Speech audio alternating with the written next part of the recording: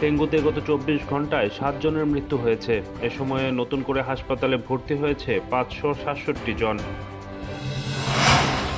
ক্ষমতার অপব্যবহার করে পূর্বাঞ্চলের সরকারি প্লট বরাদ্দ নেওয়ার ৩ মামলায় সাবেক প্রধানমন্ত্রী শেখ হাসিনার ২১ বছরের কারাদণ্ড।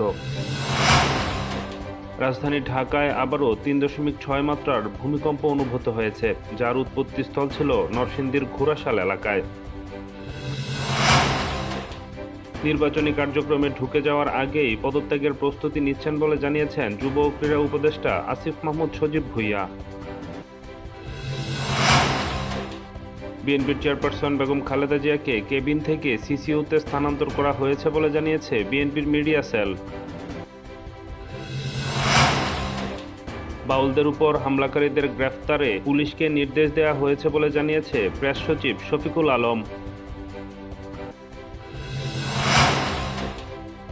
বাংলাদেশের টি-20 অধিনায়ক লিটন দাস টানা সফল সিরিজের পর এবার ইঙ্গিত দিয়েছেন অধিনায়কত্ব ছাড়ার। দক্ষিণ পূর্ব এশিয়ার ২ দেশ থাইল্যান্ড ও ইন্দোনেশিয়ায় ভয়াবহ বন্যা, এখন পর্যন্ত প্রাণ গেছে অন্তত ১১৬ জনের।